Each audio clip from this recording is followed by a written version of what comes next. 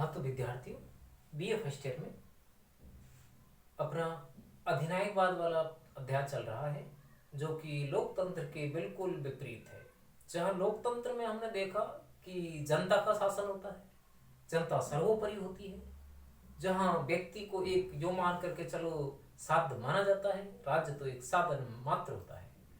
वहाँ अधिनायकवाद में हम क्या देख रहे हैं कि इसमें व्यक्ति कुछ नहीं है, व्यक्ति तो एक क्या है, साधन है, और राज्य सब कुछ है। इसमें जो एक शासक है, सत्ताधारी है, चाहे वो एक व्यक्ति है, चाहे वो एक राजा है, चाहे वो एक दल के रूप में है, उसके पास शासन की सारी शक्तियां हैं।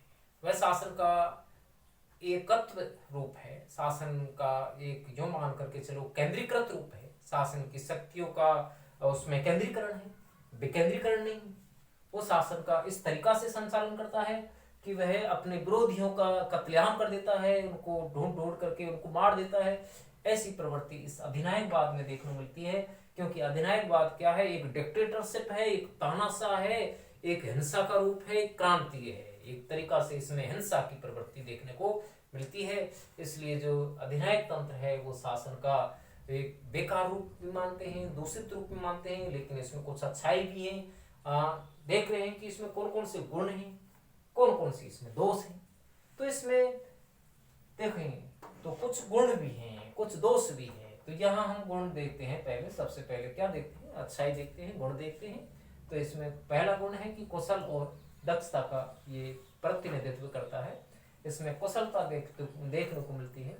योग्य जो ईमानदार व्यक्ति रहेंगे, एक तरीका से सही शासन चलाएंगे, वो तो सत्ता में रहेंगे, या एक तरीका से उनका शासन बना रहेगा। ये योग्य कर्मचारी होंगे, चाहे वो कर्मचारी हैं, चाहे वो अधिनायक हैं, अधिनायक के रूप में हैं, वो शासन चलाते रहेंगे। लेकिन जो योग्य नहीं है उनको हटा दिया जाएगा, क्योंकि शासन का संचालन कोई एक व्यक्ति कर रहा है।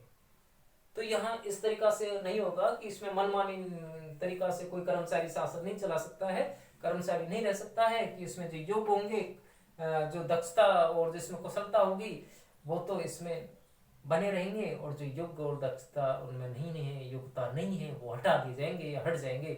ऐसा इसमें देखने को मिलता है। तो इसमें पहला गुण क्या होता है कि इसमें योग्यता और कुशलता, दक्षता की हमें अधिकता देखने को मिलती है। दूसरी क्या है कि इसमें द्रुत गति से विकास होता है, क्योंकि शासन का संचालन लोकतंत्र में तो क्या होता है कि विधेयक पारित होने में एक लंबी प्रक्रिया से गुजरना होता है, संसद के अधीन एक तरीका से लंबी प्रक्रिया होती है, कानून बनने की प्रक्रिया लंबी होती है। लेकिन यहाँ एक व्यक्ति का शासन होता है। उस एक व्यक्ति में हम क्या देखते हैं, एक व्यक्ति में शासन में क्या होता है कि आदेश ही कानून होते हैं, उसके द्वारा दिए गए आदेश ही क्या होता है, कानून होता है। तो यहाँ शासन तुरंत गति से होता है, तीव्र गति से होता है। शासन में क्या है कि किसी प्रकार की कोताही, किसी प्रकार की ढलाई नहीं बरती जाती है, शासन बड़ी ही तीव्र गति से चलता है। ऐसा इस अधिनायकवाद में देखने को मिलता है। अब आगे और भी इसमें गुण है। संकट काल के लिए उपयुक्त मान रहे हैं, क्योंकि संकट काल में शीघ्र निर्णय लेना होता है, तुरंत निर्णय लेना होता है। और इस प्रकार की जो व्यवस्था हमें देखने को मिलती है, वो कहाँ देखने को मिलती है विद्यार्थियों, वो हमें अधिनायकवाद में ही देखने को मिलती है, लोकतंत्र में देखने को नहीं मिलती है। उसमें शासन की प्रक्रिया का एक लंबा रूप होता है। यहाँ तुरंत आदेश देने की व्यवस्था अधिनायकवाद में ही पाई जाती है। इसलिए इसे हम किसके लिए अच्छा मान रहे हैं, संकट काल के लिए अच्छा मान रहे हैं, संकट काल के लिए उपयोगी शासन है, ऐसा इसमें बताया गया है। आगे और भी है कि इसमें बहुमुखी विकास होता है, व्यक्ति का सर्वांगीण विकास इसमें देखने को मिलता है। ऐसा इसके गुण में देखने को बताया गया है कि इसमें बहुमुखी विकास होता है, सर्वांगीण विकास होता है, क्योंकि इसमें शासन की शक्तियों का संचालन एक व्यक्ति कर रहा होता है। बहुमुखी विकास देखने को मिलता है। और भी है, राष्ट्रीय एकता इसमें बनी रहती है। बिल्कुल सही बात है, राष्ट्र की एकता इसमें बनी रहती है, क्योंकि एक व्यक्ति इसमें राष्ट्र के लिए, एक देश के लिए शासन की बागडोर चला रहा होता है। तो इसमें राष्ट्रीय एकता प्रबल तत्व बन जाती है।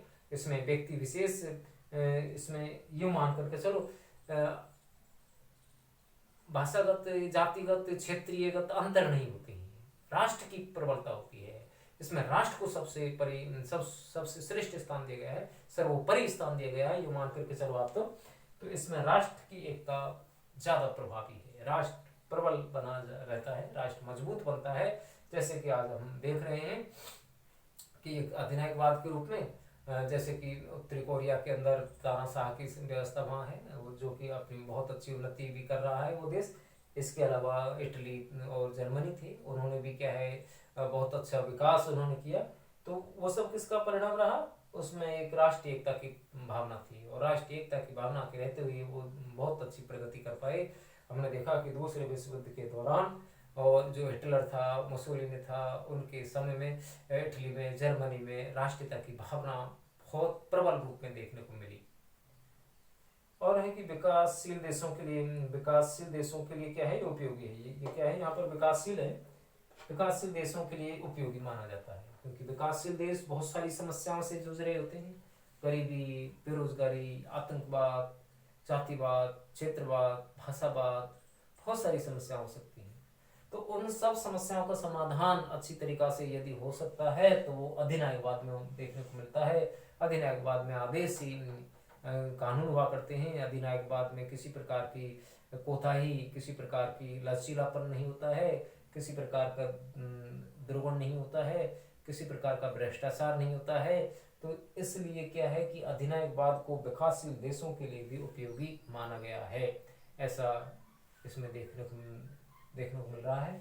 तो यहाँ ये हमने गुण देखे, अच्छी बातें देखी कि कुशलता और दक्षता की बातें है, संकट काल के लिए उपयोगी है, तीव्र गति से यहाँ विकास है, और विकासशील देशों के लिए भी उपयोगी है, और बहुमुखी विकास यहाँ होता है, सभी प्रकार का विकास होता है, कहने का मतलब ये है। और अब इसमें दोष देखते हैं, कमी देखते हैं कि अधिनायकवाद जिसके लिए बताया गया कि अच्छा संकट काल के लिए उपयोगी है, लेकिन जैसे कि आपको पता है लोकतंत्र ही सबसे श्रेष्ठ शासन है, और लोकतंत्र की बराबरी कोई सभी शासन नहीं कर सकता है, चाहे वो अधिनायक तंत्र हो, चाहे वो कुलीन तंत्र हो, चाहे वो राजतंत्र हो। यदि वो अच्छे होते तो इनका पतन नहीं होता। राजतंत्र में आज हम देख रहे हैं कि राजतंत्र नहीं है, लोकतंत्र है, लोकतंत्र ही सबसे श्रेष्ठ माना गया है। तो इसीलिए हम दोष देख रहे हैं कि इसमें दोष भी हैं, कुछ कमी भी हैं, और महत्वपूर्ण कमी क्या है, ये एक शक्ति पर आधारित शासन है, एक व्यक्ति विशेष पर आधारित शासन है। इसमें माइट इज राइट का सिद्धांत है, और शक्ति ही सत्य है, ऐसा माना जाता है। तो इसमें क्या होता है कि निर्बलों का शासन नहीं है, कमजोरों का शासन नहीं है, बल्कि किसका है, एक शक्ति पर आधारित शासन है, शक्तिशाली व्यक्ति का शासन कहेंगे इसे। तो ये एक इसका दोष हो गया कि ये शक्ति पर आधारित है, बंदूक की नोक पर आधारित है। दूसरा इसमें क्या है कि शासन का स्थायित्व नहीं होता है, क्योंकि अधिनायकवादी जो व्यक्ति है वो बंदूक के बल पर सत्ता में आया होता है, उसके पास ताकत है, वर्चस्व है, तो वो सत्ता में रहेगा। जैसे उसकी सत्ता या शक्ति खत्म हो जाएगी, ताकत खत्म हो जाएगी, जनाधार खत्म हो जाएगा, तो वो सत्ता से वंचित हो जाएगा। एक प्रकार से कहने का मतलब ये है कि उसके बराबर में कोई दूसरा शक्तिशाली व्यक्ति हो गया तो वो शक्ति उसकी खत्म हो जाएगी, दूसरा सत्ता में आ जाएगा। तो इसको हम कैसा मान रहे हैं, अस्थायी प्रशासन मानते हैं, अस्थायी शासन मानते हैं। स्थायित्व इसमें बहुत कम देखने को मिलता है, क्योंकि शक्ति कभी स्थायी नहीं रहती है। स्थायी तो शांति रहती है, शक्ति स्थायी नहीं रहती है। एक और भी है इसमें दोष कि व्यक्तिगत स्वतंत्रता का इसमें हनन होता है। बिल्कुल बात सही है, क्योंकि इसमें व्यक्ति को एक साधन माना है, राज्य को और इसमें शासक को एक साध्य माना है। तो यहाँ व्यक्तिगत स्वतंत्रता बिल्कुल खत्म हो जाती है, समाप्त हो जाती है। यूँ कहें कि व्यक्तिगत स्वतंत्रता का हनन हो जाता है, पतन हो जाता है, व्यक्ति की कोई अधिकार स्वतंत्रताएं नहीं रहती है, ऐसा इसमें देखने को मिलता है। और राज्यवाद का इसमें समर्थन है कि इसमें राज्य को ही सब कुछ मान लिया गया है, राज्य ही सब कुछ है, व्यक्ति कोई भी महत्व नहीं रखता है, ऐसा इसमें देखने को मिलता है। तो यहाँ इसके प्रमुख दोष में क्या देखा हमने कि इसमें व्यक्तिगत स्वतंत्रता की हानि है, समानता पर कोई बल नहीं है, इसमें भेदभाव है एक तरीका से। इसमें राज्य को ही सब कुछ माना गया है, जैसा कि मुसोलिनी ने कहा था सब कुछ राज्य के अंतर्गत है, राज्य के बाहर और राज्य के विरुद्ध कुछ भी नहीं है। वो तो राज्य को ही सब कुछ मानता था मुसोलिनी, जो तानाशाह हुआ था, इटली का तानाशाह था। तो ये बात हम कहाँ देख रहे हैं, अधिनायकवाद में देख रहे हैं। अधिनायकवाद में ये भी देखा जा रहा है कि ये एक तरीका से स्थायी शासन नहीं रहता है, कभी भी इसका पतन हो सकता है। जैसा कि आपने पाकिस्तान के अंतर्गत देखा 1999 में जनरल परवेज मुशर्रफ था, जिसने जन प्रतिनिधि जो सरकार थी, जनप्रतिनिधि सरकार का मतलब निर्वाचित जो सरकार थी उस समय, जो नवाज शरीफ प्रधानमंत्री थे, उसको सत्ता से वंचित कर दिया और स्वयं तानाशाह रूप में क्या बन गए, जबरदस्ती पाकिस्तान के शासक बन गए, राष्ट्रपति बन गए, जो कि एक सेना प्रमुख थे।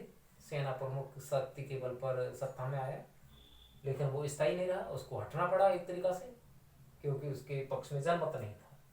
तो अस्थायी प्रशासन होता है, कहने का मतलब क्या हुआ, ये शासन स्थायी नहीं होता है, अस्थायी होता है, इसका पतन निश्चित है। शक्ति पर आधारित है तो पतन तो होगा ही, तो शक्ति स्थायी नहीं होती है, ये इसमें सबसे बड़ी कमी है। तो यहाँ गुण और दोष देखने को मिलते हैं। अब इसमें एक चीज और बच रही है कि लोकतंत्र में और अधिनायक तंत्र में क्या क्या अंतर आते हैं। जहाँ हमने देखा कि लोकतंत्र को भी अच्छी तरीका से समझा हमने, और अधिनायक तंत्र के बारे में भी हमने आज विचार पूरे किए हैं। तो यहाँ दोनों प्रकार की शासन व्यवस्था में अंतर भी बनता है। प्रश्न आएगा, कैसे आएगा, प्रश्न आता है कि अधिनायक तंत्र क्या है, अधिनायक तंत्र और लोकतंत्र में अंतर लिखिए। क्या यूं आ सकता है प्रश्न कि लोकतंत्र क्या है, लोकतंत्र में और अधिनायक तंत्र में अंतर लिखिए। तो कहने का मतलब एक तुलनात्मक रूप में आ सकता है। कैसे आ सकता है, तुलना कराएगा दोनों की, लोकतंत्र में और अधिनायक तंत्र में। अब तुलना में अंतर ही आता है कि लोकतंत्र में क्या विशेषताएं रही और अधिनायक तंत्र में क्या रही, तो दोनों की विशेषता में जो अंतर है वो हम इसमें और देखेंगे, जो कि अगली पीढ़ी में होगा। तो यहाँ हमने क्या देखा कि इस प्रकार से गुण और दोष रहे, अधिनायकवाद में और ऐसी लोकतंत्र में भी थी। यही चीज यहाँ लोकतंत्र में थी, लोकतंत्र में भी गुण थे, लोकतंत्र में भी दोष थे। ऐसा भी नहीं है कि लोकतंत्र में कोई दोष नहीं हो, उसमें भी कुछ बुराई है। जैसे कि अधिनायकवादियों ने कहा कि जो संसद है वो बातूनी दुकान है, सड़ी हुई लाश की संज्ञा दे रहे हैं, वो लोकतंत्र को, शासन को अच्छा नहीं मान रहे हैं। तो ये बहुत बहुत अंतर यहाँ बनते हैं, तो वो हम आगे की वीडियो में देखेंगे।